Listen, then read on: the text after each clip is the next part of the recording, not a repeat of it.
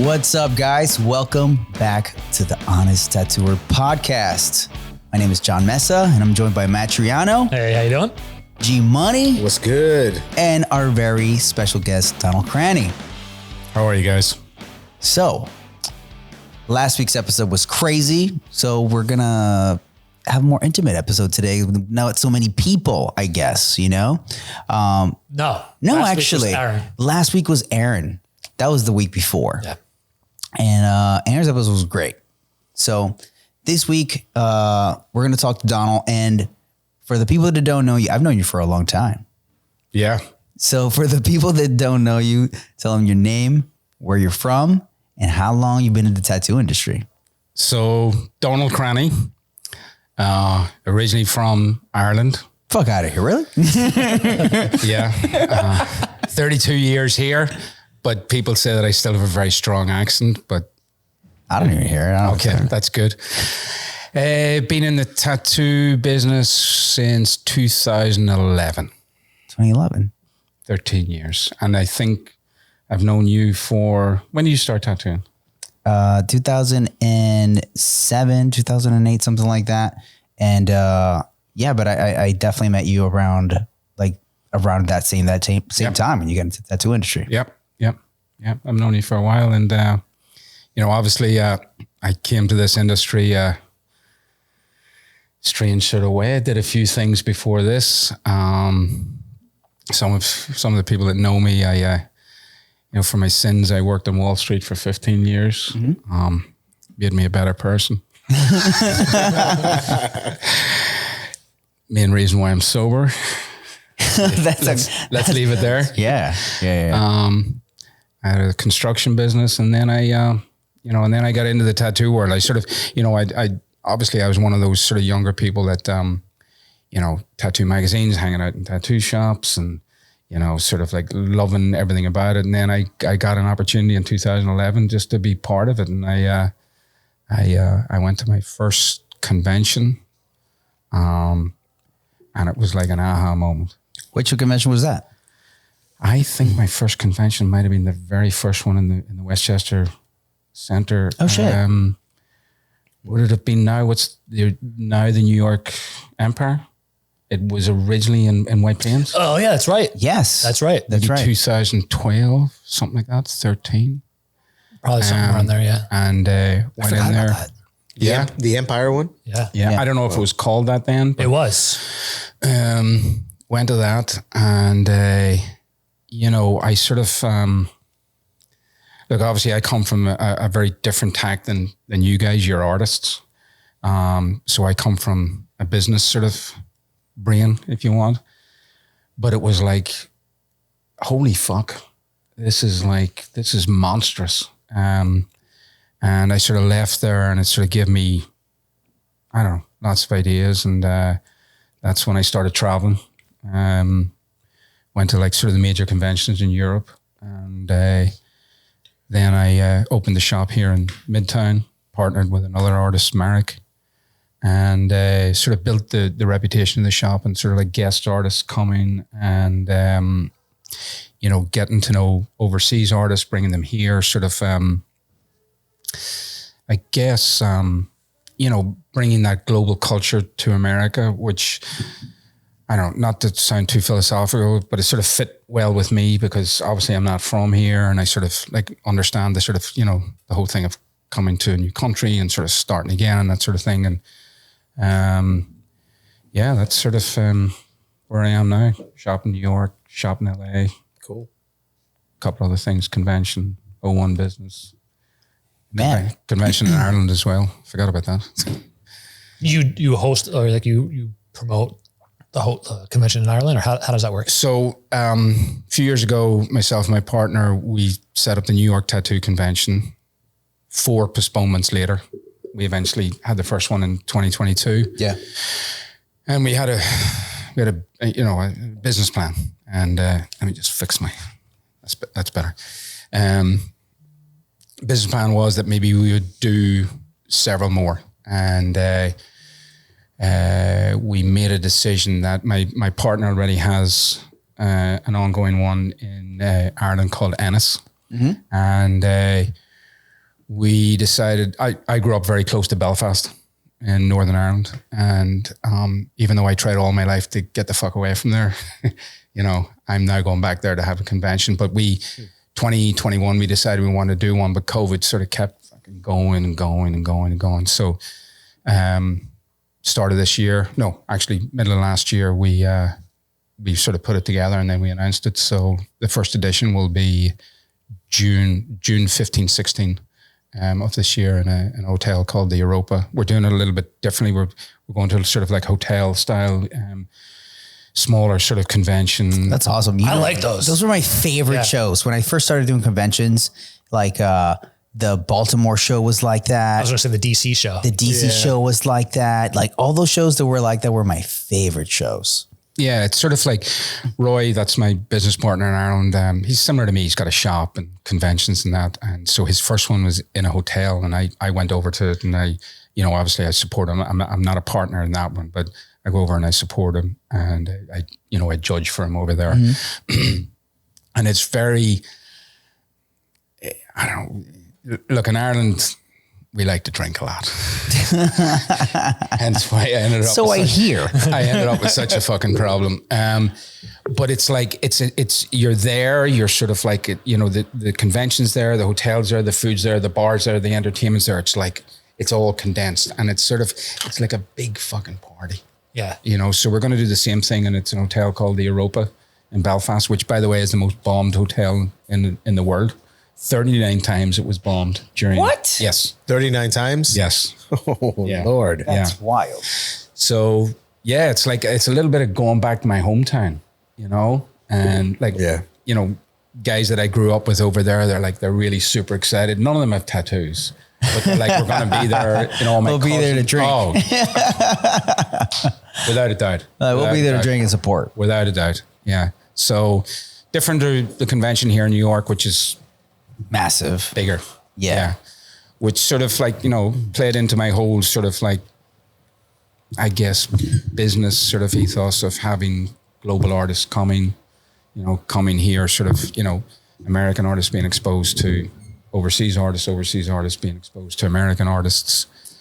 Man, I think like the size of the convention changes the experience for both the artists and the people that go to it, like for me as an artist, every time that I've gone to a convention that's enormous, it feels like it waters it down, 100%. Like it just gets watered down. Of course it does. I feel like, I'm less likely to go walk around and like really interact and meet other artists because there's just too many. I'm like, I'm not going to just fucking go walk around and talk to everybody. But then for the people that are going, it makes them feel like there's more stuff to see. But it's just the repetition of like, it's more repetitive. It's very hard. And this is obviously what myself and Roy, and actually we've just brought in a new partner. Do you know Ed from Tattoo Armor? Yeah. Yes. Okay. Yes. So Ed's with us now. Great guy. Yeah. Actually, great guy. Ed was with me originally with Bomb Tattoo. Oh, okay. Yeah. Cool. I like to say the tattoo world is global, but it acts like a village. Yeah, that's a good way to look at it for sure. But when it comes to a convention, like and I'm always, I don't want to say I'm critical of myself, but I always think like, what was wrong with that? And if something was wrong, I need to improve on it. So funny thing is with the New York convention, we had it in Brooklyn. And there were definitely things that went wrong, and I knew immediately that they were wrong. We then transferred it into New York this year. Mm-hmm. The unions killed us, and I'm not going to fucking lie to you. It wasn't good. Wasn't good. No, but we survived, and I said, okay, let's take everything we've learned in 2 years. We're actually going back to the original building. We're going to do things differently. Yeah, we are still sticking to the same sort of philosophy of overseas artists coming, sort of like looking at what the entertainment was like, how can we make that a little bit different, can we do differently there. This year, we're going to do some seminars, one of which is AI and one of which is like, learning, which, when it was originally suggested to me by Ed, I'm like, what the fuck? And he's like, no, this is what we need to do. It'll some people won't want to do it and some people will want to do it. And I'm like, okay, if it creates conversation, that's a good thing. we're sort of trying to get sort of, some other different sort of ideas involved in it, because I do know that I'm not naive enough to think like I've got to be different. Like different doesn't solve the problem of, like you were saying, like people get bored or it's got to be inclusive of everything that's going on. It's got to be enjoyable. It's got to be enjoyable for the artist first and foremost, because you're the guys that are paying to make that facility happen. Yeah. So it's got to be good from that point of view. Then the peripheral stuff is obviously, the people coming to get tattooed, it's got to be good for them. The people coming to see the event, it's got to be good for them. And it's got to be well run. I've been to, and I'm sure you have, I've been to many conventions which are not well run, and you can see it a mile away. Oh yeah, absolutely. Like some conventions are so poorly run that I don't want to knock them. I'm not going to name any. I'm not going to name any specifically, but like I've done conventions that like just feel like, oh man, I felt like they just wanted to collect booth money, and then there is no value for the artist, and there's very little value for the people that are attending, and then it just feels like nobody's really getting what they want, except for the guy who's collecting all the money. Yeah. And it's just like, oh man, this is just like, it just feels like a money grab, And then one of the worst things to me, like when I've done conventions, and I used to do for about 6-7 years. You did a lot. I did like 21 conventions a year, steady. I would do at least 2 a month, and it was just nonstop, and I got to, go all over the world and do all that shit. It was, I saw you in Barcelona one year. Yeah, man. It was a great time. It was a great time in my life. I experienced a lot, but then I got to see a lot of different conventions, anything from the enormous ones, like the Barcelona one, that is like huge, just so many artists, and then there's like cars, there's like, break dancers, there's like art installations. There's just so much that, when people go, not everybody that even goes there is really even looking to get tattooed. They're like, this is going to be a good time, Yeah. I feel like that I've heard that even with conventions that are just about tattoos and just about the art, people just walk around and be like, oh, this looks interesting. I'm not going to get tattooed. I have no interest in getting it, but it's cool just to walk around. And I'll be able to get close and watch something go down. Which, look, we mentioned this before, and I'm showing my age here, but we talked about sort of like AI learning. We talked about machines tattooing you and everything. I still have a fundamental belief that coming in, sitting in that chair, it's physical, it's artistic, and it's spiritual. 100%. You can never look.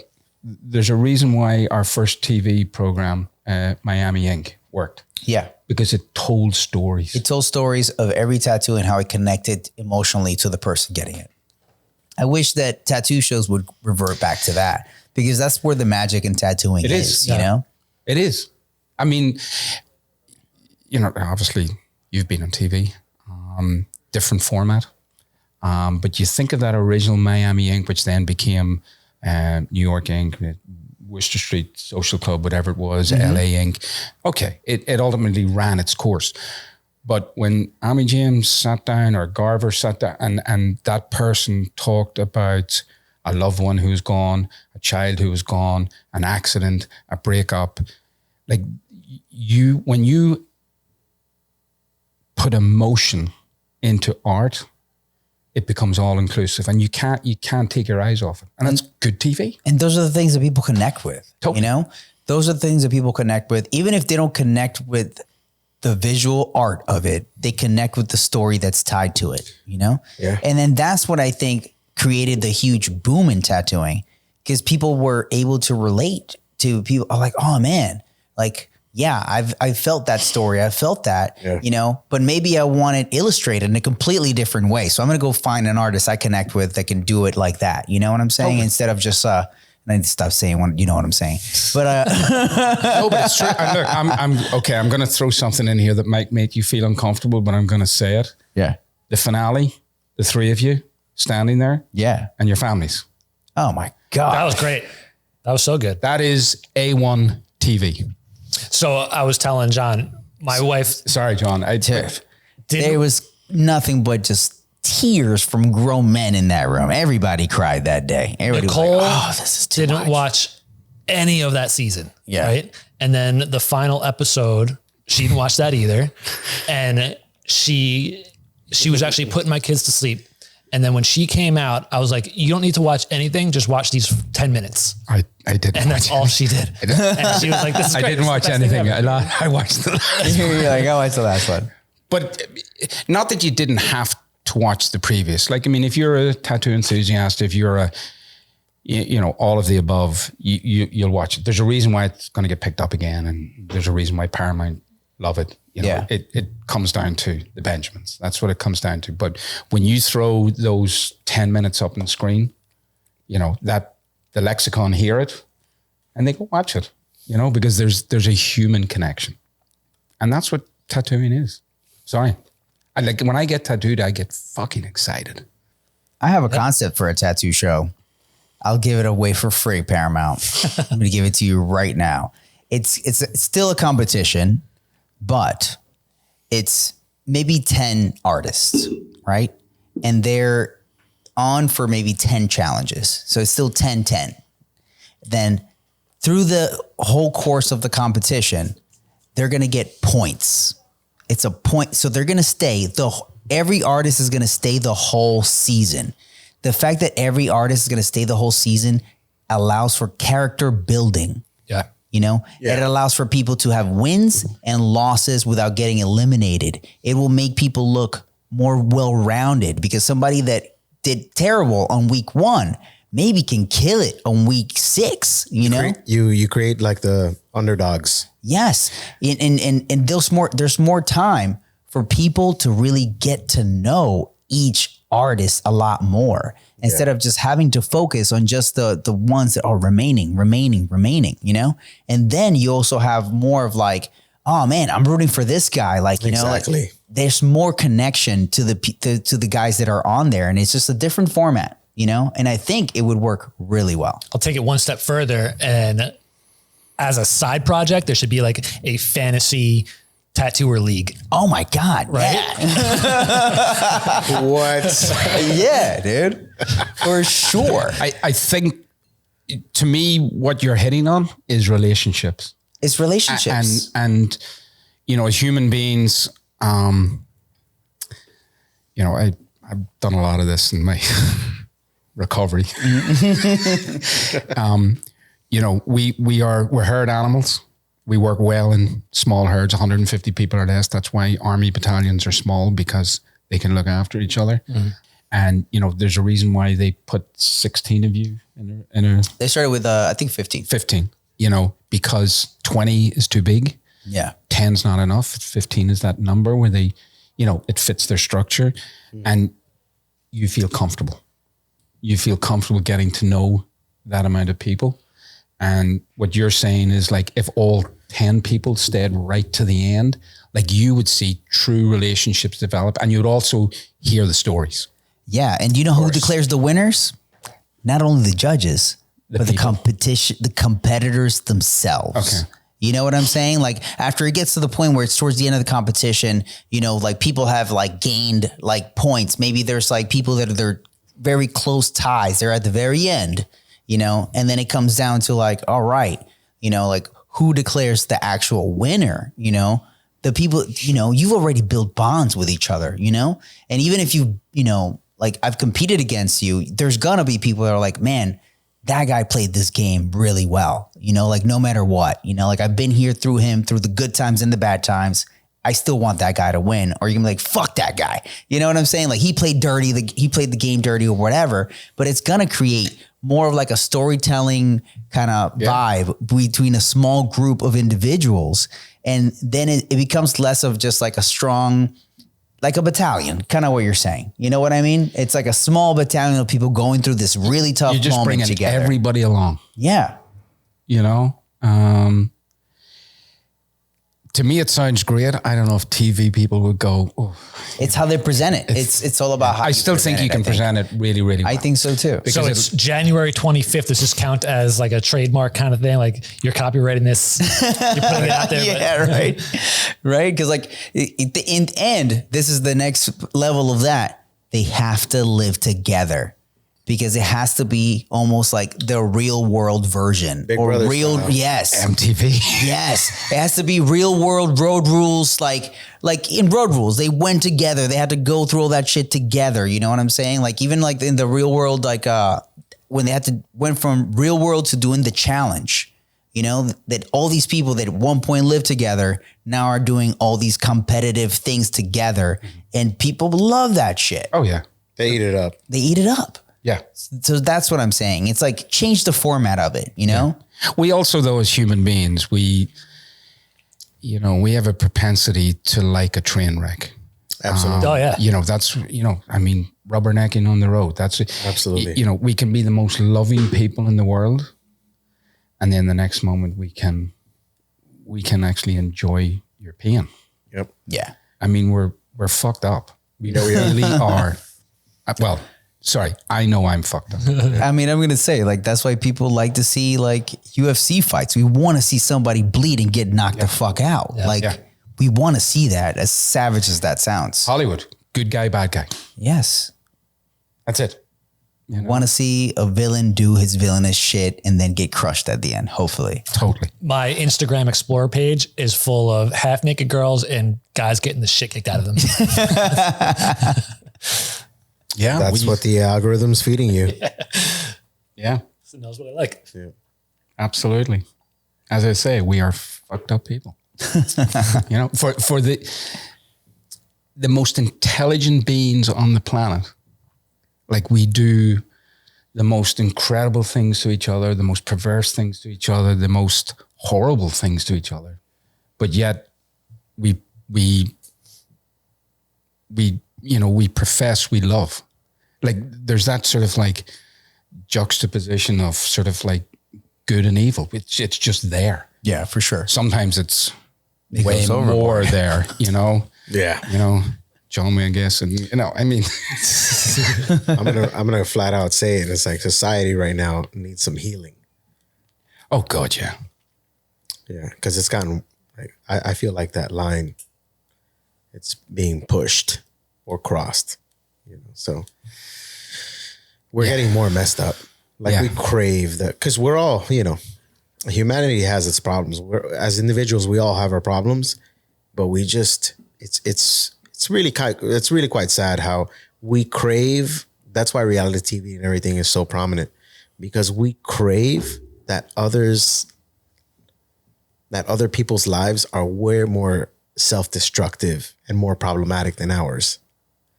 So, it's kind of like that way to like connect through our like our issues. Like everybody's messed up, right? Everybody's got problems, but that's why it's like, oh, but I want to see that, like you mentioned, I want to see this train wreck happen. My guy, there's nothing makes like, a relationship stronger than watching some reality TV show about dating where they're a train wreck and you're looking at each other like, we're not that bad. That'd never happen to us. I'd never do that. Or you'll get the, your partner sitting next to you basically saying, that's us. Oh, man. With fear. Well, Like, the realization. Can you turn this off? That's us. That Like, I don't want to watch this. I don't want to watch this. Yeah, it can go either way, man. It can go either way. Yeah, that's for sure. Man, how do we get here? I know. Just conversations, that's why this is unscripted, guys. No, I know. That's why we just freaking go off the whim. Let's just take it back to tattooing. So overall, once you got into tattooing, you've done shop, you've done conventions. Where do you see it going from now? I know that you're doing something that I think is very positive and is helping artists gain a visa to come work here. Yeah. So, sort of the history of that is, 12 years ago, and it was part of the original journey. I sort of and part of it is 32 years ago, I came here on a working visa. So I sort of have that, immigrant mentality, where you want to do things the right way. And you get the hardworking immigrant mentality, which is the best kind. Thanks, Joe. I like to say I'm just average. And I looked into it and I discovered what's called the O1B artist visa, which originated in the late 60s, early 70s for Hollywood and the music business. Okay. And the genesis of the O1B artist visa is back then there were two prerequisites, that you had a Grammy or you had an Oscar. Oh, shit. And if you had either of those two in the arts, you automatically were able to come and live and work in America legally and actually get a green card. You know, fast forward 40, 50 years, it then branched out into every form of the arts. Musician, sculptor, magician. There's also the A section, which is for scientists. But the B section, O1B, is strictly for artists of any denomination genre. So I took a look at it. There were a few tattoo artists that had it in the sort of early 2000s. And, this is where I confirm the fact that I'm just dumb enough just to know a small amount. Because sometimes if you're too fucking smart, you sort of outsmart yourself. I like to say I was like just right there on the average level. So I took a fly at it and was successful. And I was like, okay, this works. The next couple of years I did several. My partner, Marek, we did his. And I'd done a few along the way, a couple of bigger name artists. And around 2016, 2017, I said, okay, I need to sort of take this to the next stage, because what originally happened was you would have a sponsor, which is me. I'm as a petitioner. You came here and you worked in my studio. You had to be salaried, W-2'd. Yeah. Obviously, there's ways of doing that, but yeah. I don't want to say too much. And then I began to realize that a lot of these artists didn't just want to come and work in one studio. And I know I was sort of going against I was bucking against, guys like you who own a shop and yourself. But I knew deep down that it was going to advance the tattoo world. So I set up an agency, and the agency works exactly the same way as a music agency would work, or a talent agency. In other words, the agency is the sponsor, and then the artists can name the shops that they would like to work at. Obviously, talking to you directly or whoever else it is. Yeah, they would talk to the shop that they were like, Ryan, hey, I want to go whoever, work there. yes. Yeah. So I set up my first agency, and I did a couple of people.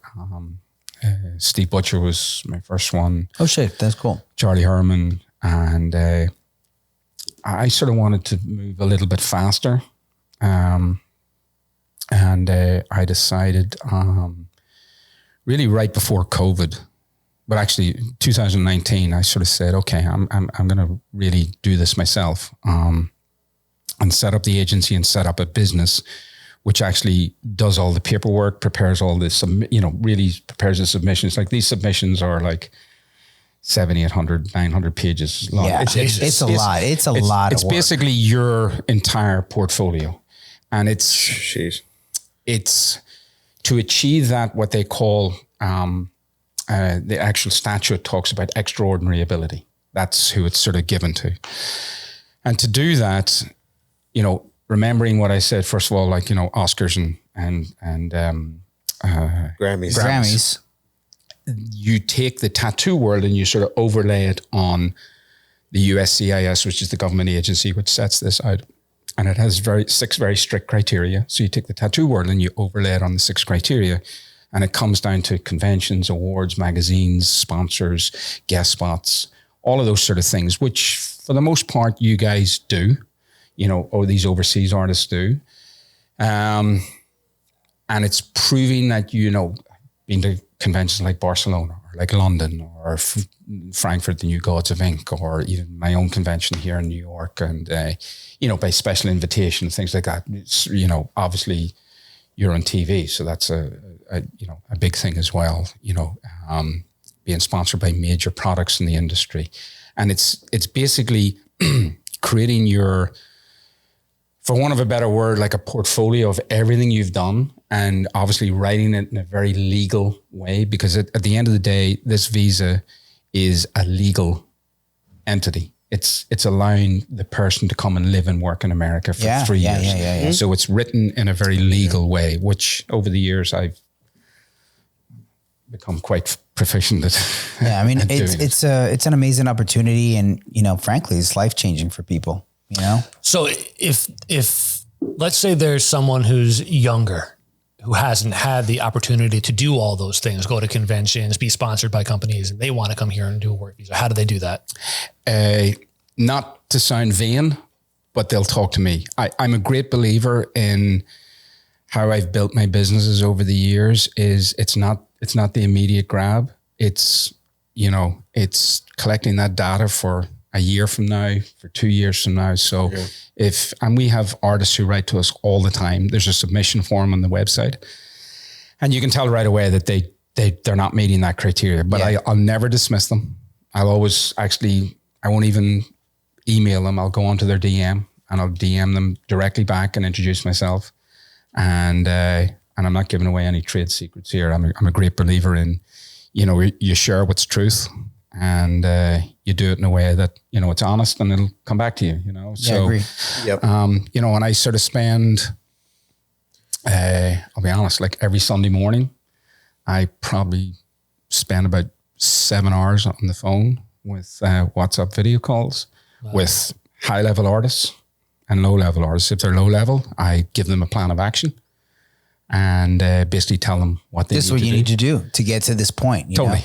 Like, you're far away from here, but this is what you can do to get there. I absolutely tell them this, who to contact, what to do, who to reach out to.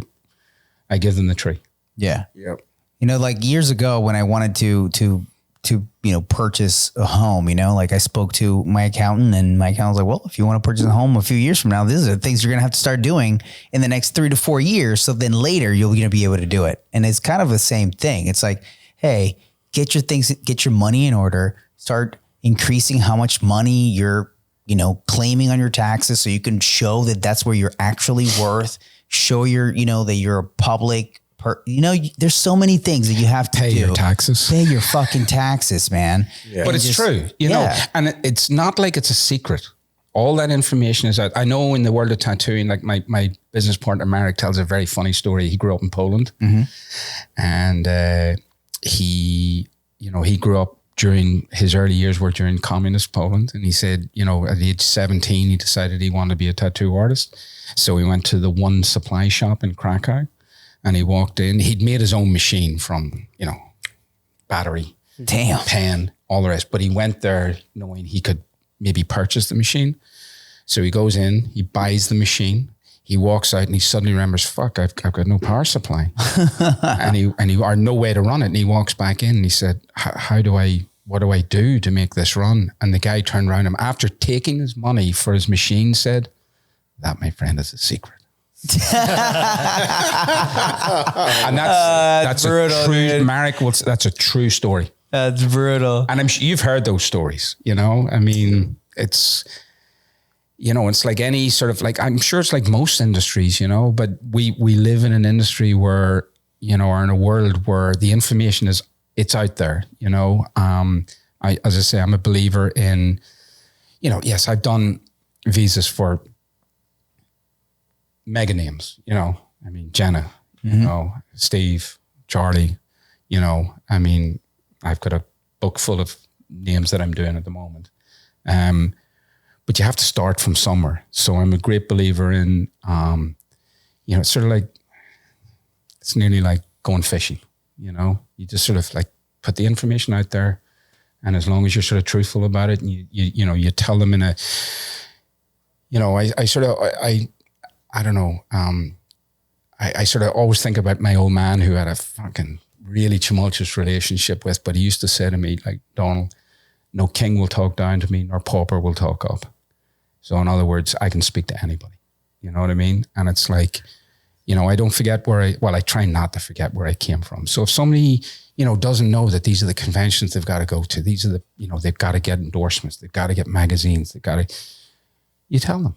No, the shit takes work and time and determination. You know, it's not just going to fall in your lap. I give them the information. If it isn't in there, it's not going to happen.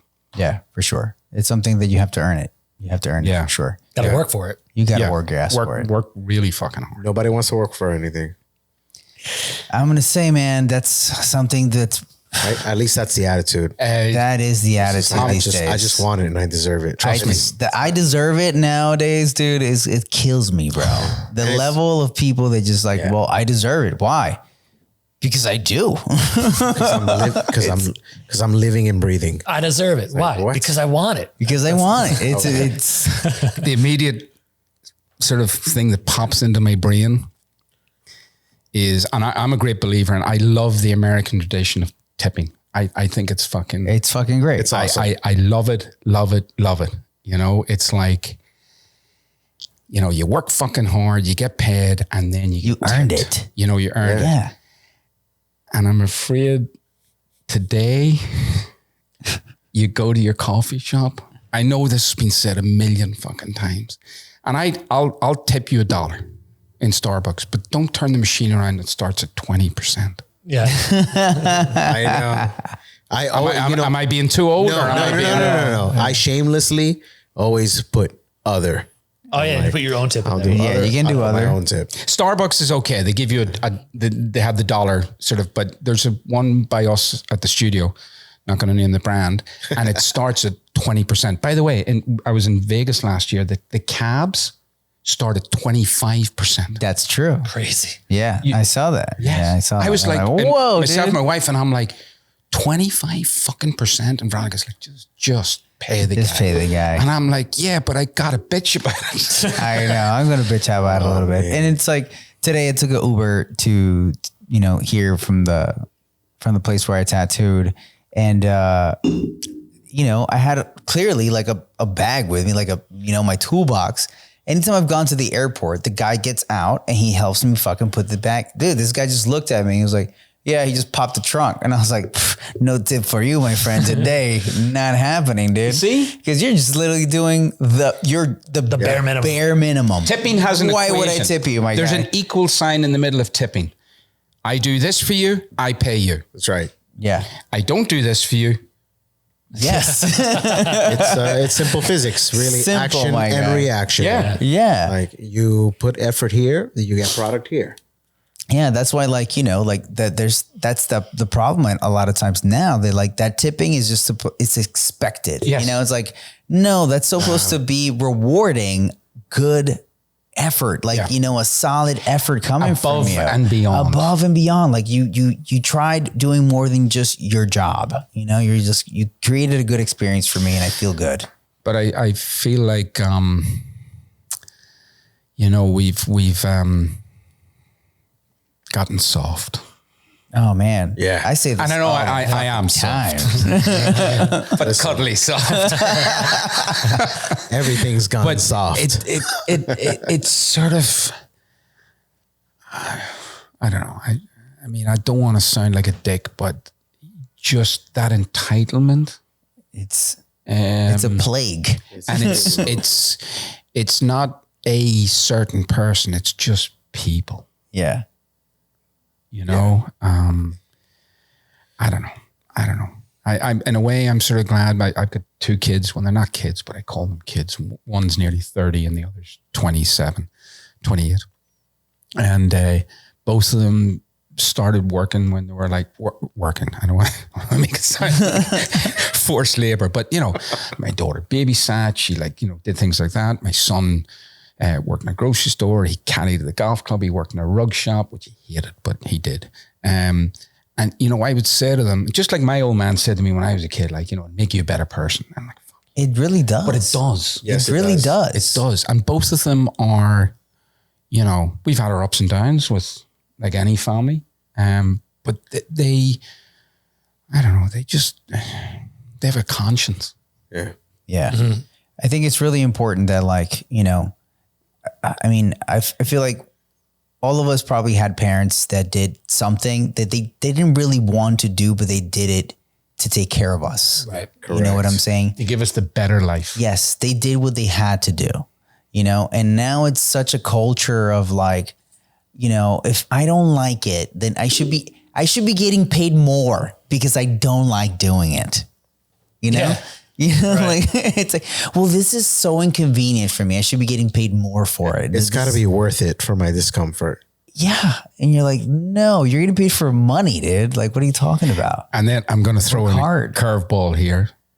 We told all of those people for 2 years to stay at home. To stay home. We're going to send you a check. I'm not going to say anything else after that. Okay. You can stay home. We're going to send you a check. We're going to send make you you a feel check. even more like you don't have to do anything for money. Yeah.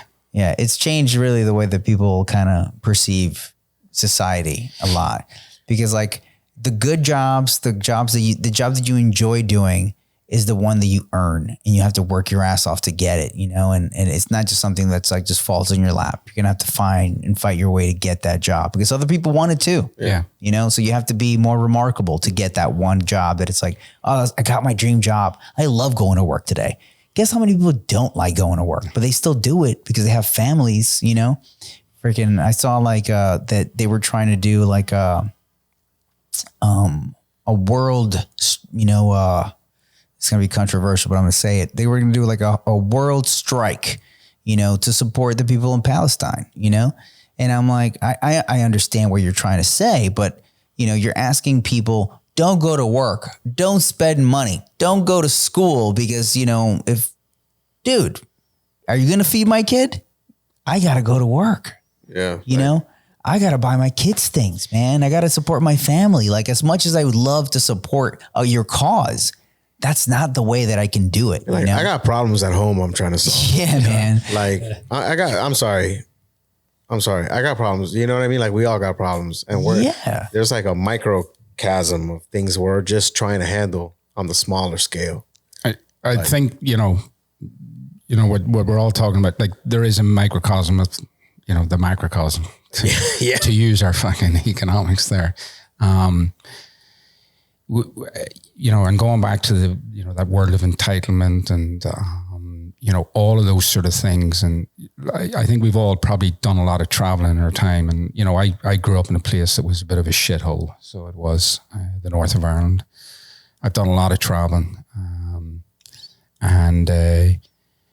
You know, we have it pretty easy here. I don't want to say, look, there's lots of people who don't get me wrong. And there's lots of people who live on the poverty line, and there's lots of people, you know, they're in the soup kitchens and all of those things. I don't want to diminish any of that. But for the most part, you know, We have it in pretty America, good here. we have it pretty good. You know, Right. You just have to travel to, you know, to certain countries where you're like, you know, There's too many to even give an example. There's Yeah. too many Reality check Yeah. places. because there's too many places where, you know, people are struggling. Like, you know, just when you think about what our minimum wage here is here in New York City, our minimum wage is here. There's people that are working in India a month. They make that in a month. Right. They make that in an hour here. Dude, you know what I'm saying? I don't even know if this was mentioned before, maybe in a previous conversation, but I don't know if it was on one of the podcasts where, you know, we basically talk about our travels to some different places. And, you know, it's really hard to get to grasp a perspective of like how good we got it here if you've never left here. Yes. So it's very easy to bitch about all the stuff we have over here if you've never left. I've been to some places where when I come back into like US customs, I'm like, oh, thank God I'm back. You know, or, you know, just cause, you know, things aren't as, you know, things don't move as, you know, we got our problems, but you know, we've been to some places where things do not move as fluid or as correct as they should be. You know what I mean? For sure. And we sort of, you know, I've lived here for 32 years. So, I'm an American citizen now, which in 2009 in White Plains courtroom, I pledged my allegiance, and I swear to God.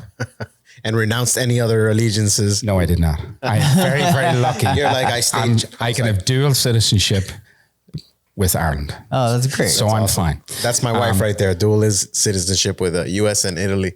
But I swear to God, reciting, I had a tear in my eye. And people sometimes sort of like, what the fuck? I'm like, it's and I say this it's a privilege. Like I grew up in the north of Ireland, and America was the gold medallion on top of the mountain. Like, I'll tell you a quick story. Awesome. So I'm an Irish Catholic. Obviously the other side is the other side. Woo, Catholics. Let's go. You know, that's terrible. After fucking 59 years, I'm still think like that. Anyway. So in an Irish living room, okay, in my grandmother's house, there were 3 pictures. How many crucifixes? 7 or 8. Okay. And they were all the right way up. Okay. Before, and there's no spinning heads. Those 3 pictures were the Sacred Heart, which is Jesus with the glowing heart, okay? The Pope at the time, and John F. Kennedy. Dang. Whoa. Fact. And I can tell you that I could message 50 friends in Ireland and they would tell you exactly the same thing. So that's the connection that Irish people have with America. Yeah. I dreamt of nothing other than coming to live in America when I was a kid. Like where I lived was not a great place. There's a lot of violence. There's a lot of civil unrest. There's a lot of bombings and shooting. So, it was like, get the fuck out of there as quickly as you could. Yeah. My first stop was London, which, was okay, but it was like destination New York, Yeah. And when I came here, I was like, I knew it was at home, totally at home, And if you'd said to me, like, you got to give up your Irish citizenship to be an American, fuck that. But I was allowed to keep it. So I'm like, yep, I can have that. That's great. That's awesome. Don't know how we got here, but anyway, that's my patriotism. Thanks. Thanks for sharing. Yeah. Man, so when's the next convention that you're throwing? Well, I'll go to Ireland in March for my partners convention in Ennis. The next one that I'm putting on is in Belfast. It's the first one. We got a couple of nice artists. Chris Crooks is going to be there from Belfast. We got Derek Yip coming over from Taiwan. We've got Orion Chang coming. Jenna's coming over. Awesome. Oof. Freddie's coming over. Bunch of really nice artists, and there's a really good tattoo scene in Ireland, and I got a lot of good artists there. There's a lot of good artists there. A lot of good artists who, wouldn't be huge on social media the way it is sort of like here in America and, some other parts like Australia and sort of like stuff like that. But, excuse me, a lot of good artists there. And as well, it sort of gives me an opportunity as well to talk to those artists. To sort of talk to them about, if they have aspirations to come here, live here, and do it the correct way. Yeah. Then after that, I think I'm going to Bogota in July or August. Cool. And then I've got my own convention in New York here in October. And then I think I'm going to go down to Tattoo Week in Brazil. Because have you been there? Never been, but I would love to. They say it is, like 3,000 artists. Shit. What? Wow. Have you seen any of the pictures from there? No. So you walk in and I've never been, but I've seen pictures and talked to some, like I've done a lot of O1 visas for Brazilian artists and South American artists. Like some of the stands are 3 stories high. That's crazy. Some of the brands like in tents and sort of like... It's like a little mini electric building inside of a convention. Yeah. That's wild, dude. Yeah. Wow. The tattoo scene in Brazil is huge. Huge. So want to go down there and experience it. May not like it, but want to go and experience it. Like, that sounds cool. You got to experience shit. You mightn't like it all the time. Mm-hmm. So that's about it for this year. Did you say it was a tattoo week? It's called Tattoo Week. I think the convention, I think the actual tattooing is 3 days, but the convention is 5 days. 5 days long. Yeah. And it takes like a week to set the shit up.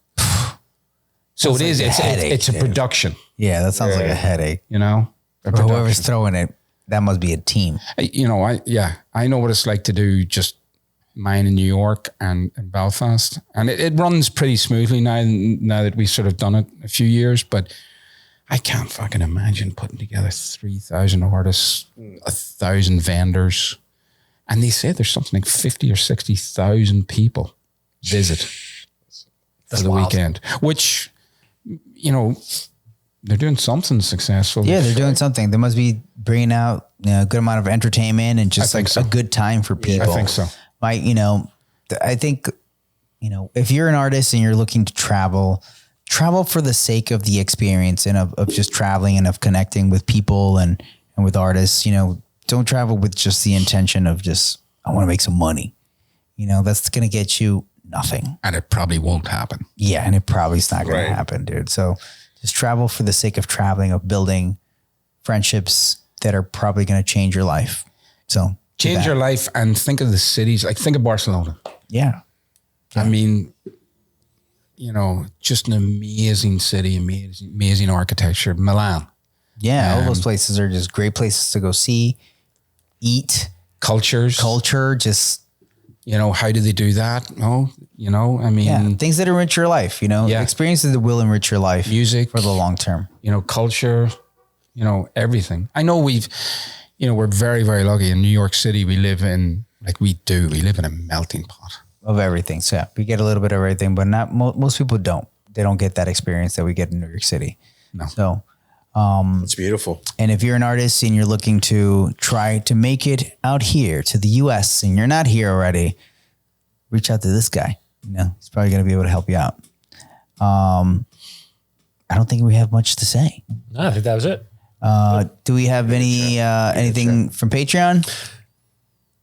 No, but we're still going to thank everybody. So thank you to everybody who supports us on Patreon. This week, we don't have any new supporters, but that's okay because we love everybody who's contributing every week anyway. If you would like to help support the show, head over to patreon.com/honest tattooer and you can sign up to be a Patreon to support the show just like everybody else does. Yeah, we appreciate you guys, coming and just listening to us or watching us. If you're on YouTube, make sure that you are liking and subscribing and sharing this because we appreciate it. Thank you guys so much. Have a great evening, morning, or good night, whatever. Well, let's say if anybody does want to reach out to you to work on their visas getting over here, how can they get in contact with you? Very, very simple. You can come straight onto Instagram, go to Global Tattooer _ GLOBALTATTOOER _ send a message on there and I guarantee you I will answer you within 24 hours. And you can find that on the description below. So we also have a website, but I'm a big believer in direct contact. Okay. Emails are wonderful. DMs are better. They're so much better. Me too. I'm like, I'll DM you or I'll probably text you. Email, I feel like it's the new snail mail to me. Yes. Yeah. Yes. It is the new version of snail mail. That's why when I get an email on the website, I don't even answer it. I just look at your Instagram and I go straight to it and say, hey, you messaged. Yeah. Let's talk real quick. Let's knock this out. Yep. True. Believe it. Yeah, Believe it. That makes sense. Donald, thank you so much for coming through today and talking with us. Thank you, gentlemen. Thank you. Thank you. Pleasure.